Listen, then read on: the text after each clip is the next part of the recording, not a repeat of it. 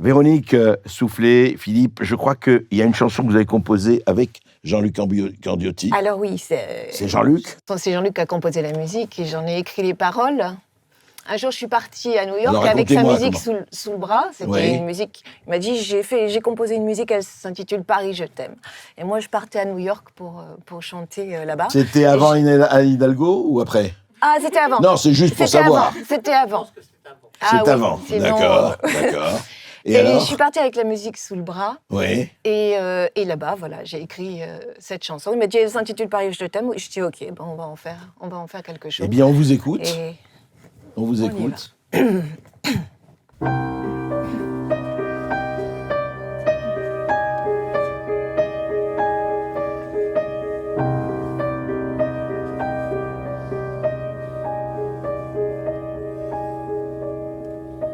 Paris t'éveille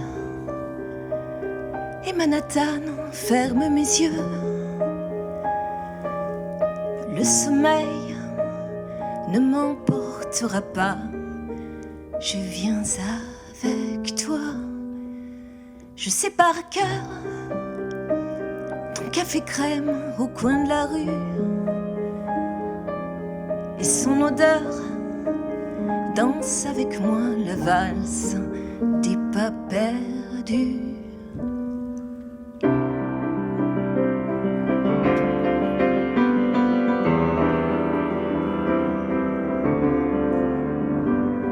Quelle heure est-il? Quel temps fait-il? Ici c'est hier, à la belle affaire. Même la terre tourne à l'envers. Je suis en retard, je suis en retard. Quitter le bar, descendre à pied des grands boulevards.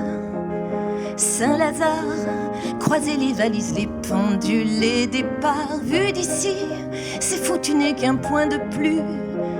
Presque un oubli qui valse dans la salle des pas perdus. Maudit sonneur, carillonneur, tes merles moqueurs, je n'en ai pas peur. 3 petits tours et compte à rebours. Je suis en retard, je suis en retard.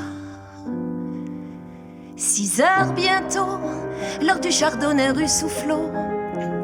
C'est un peu tôt, mais je te rejoindrai café Lalo. Combien de verres avant que le vin nous confonde?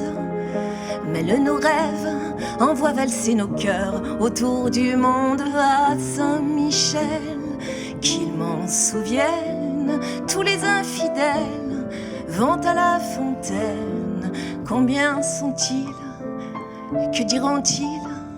Je suis en retard, je suis en retard. Paris t'éveille et Manhattan ferme mes yeux. Le sommeil ne m'emportera pas. Je viens avec toi, je sais par cœur ton café crème au coin de la rue. Et son odeur danse avec moi la valse des pas perdus.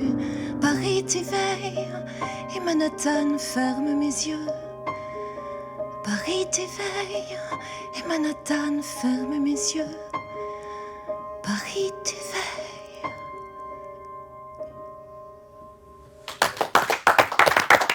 Merci. Bravo Jean-Luc. Merci. Bravo. Alors, je sais que vous préparez quelque chose, je sais avec Jean-Luc d'ailleurs. Oui. Puis on va vous entendre avec Philippe un peu plus tard, mais préparez quelque chose sur quelqu'un que j'avoue que je connaissais de nom, etc., mais qui a été une très grande, c'est intéressant cette histoire, passionnante, Nadia Boulanger. Ouais. Et vous préparez un spectacle, une pièce de théâtre. Voilà, ouais. une pièce de théâtre sur Nadia Boulanger. Ouais. Et alors, je dis ça parce que quand on dit Nadia Boulanger, non, ça n'a rien fait avec la porteuse de pain, ni à la multiplication des chocolatines. En fait, Nadia Boulanger a été un des plus grands musiciens, des professeurs de musique du XXe siècle. Bien sûr, la plus grande pédagogue du XXe siècle. C'est ça. Elle nous a donné, c'est grâce à elle qu'on a eu Quincy Jones, Astor Piazzolla, Michel Legrand. Barenboim, enfin, et elle qui ont été ses élèves. Qui ont été ses élèves, Lalo Schifrin, Aaron Copland, Aaron Copland qui a été ensuite le professeur de Bernstein, enfin bref. Nadia Boulanger, elle a marqué le XXe siècle. Sans elle, le XXe siècle musical ne serait pas le même. Ça serait pas... Et qu'est-ce qu'elle avait de spécial ou C'est une alchimiste, c'est-à-dire que c'est quelqu'un qui avait l'art d'enseigner. Elle avait pour injonction d'obliger chaque élève à être eux-mêmes. La première des choses, c'est sois toi-même, pense par toi-même. Et je trouve qu'elle est d'une modernité incroyable parce qu'on a tellement besoin de ça aujourd'hui. Et quand j'entends... Parce qu'on a besoin de ça partout. Hein, bien sûr, bien sûr. Mais alors, elle, c'était pour accoucher les artistes qu'ils étaient.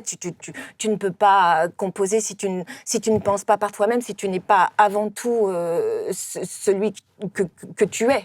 Voilà, parce que être soi-même, c'était déjà être génial pour elle. Et ensuite, bon, bien sûr, elle avait une rigueur draconienne. C'est-à-dire que d'abord, tu passes par la grammaire musicale, mais ensuite et avant tout... Ensuite, tu te dégages, mais il faut avoir les règles, il faut avoir les fondamentaux. Il faut avoir le langage.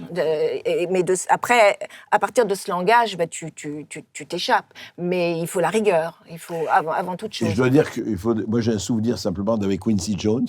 C'est Quincy Jones, vous savez, qui a été le grand arrangeur et compositeur avec Michael Jackson, qui a fait Thriller et compagnie.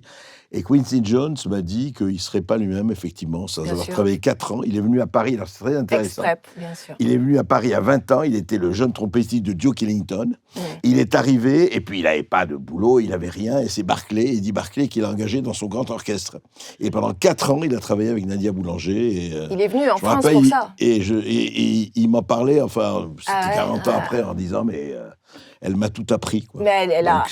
Voilà, le jazz, quelqu'un qui vient du jazz, qui est... Mais voilà, et même Michel Legrand, elle aimait pas qu'il fasse du jazz, mais en même temps, elle le laissait, elle le laissait s'exprimer tel qu'il était. Et Astor Piazzolla, c'est très intéressant parce que, en fait, Astor Piazzolla est venue, elle a eu des élèves du monde entier. Hein, elle a enseigné 6 ans aux États-Unis pendant la guerre, et les élèves sont venus de partout, du monde entier, du Japon, de Roumanie, de Bulgarie, et Astor Piazzolla d'Argentine.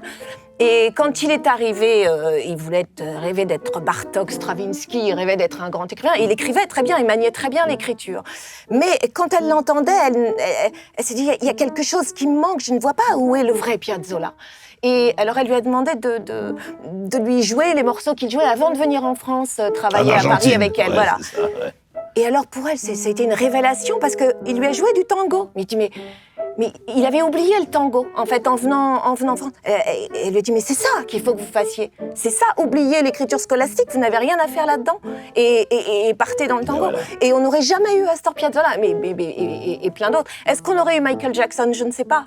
Parce que Quincy qui a découvert, qui a eu cette oreille développée. Ça nous donne, c'est le problème, je voudrais qu'on en parle un peu avec vous, avec Sylvie, avec Rémi, c'est que cette espèce de truc entre mondialisme et identité, mais on a besoin des deux. Bien sûr. On peut être absolument ouvert sur le monde, mais si on n'a pas son identité, elle a retrouvé un Astor Piazzolla, t'es argentin, tu connais le tango, n'oublie pas le tango. Mais voilà, n'oublie pas, elle se battait avec ses élèves japonais pour leur dire, je vous en supplie, restez japonais, devenez universel pour d'autres raisons. Voilà. Mais pas pour ça, restez japonais. Voilà. Et nous, on va essayer de rester ce que nous sommes et continuer à en parler. Buvez...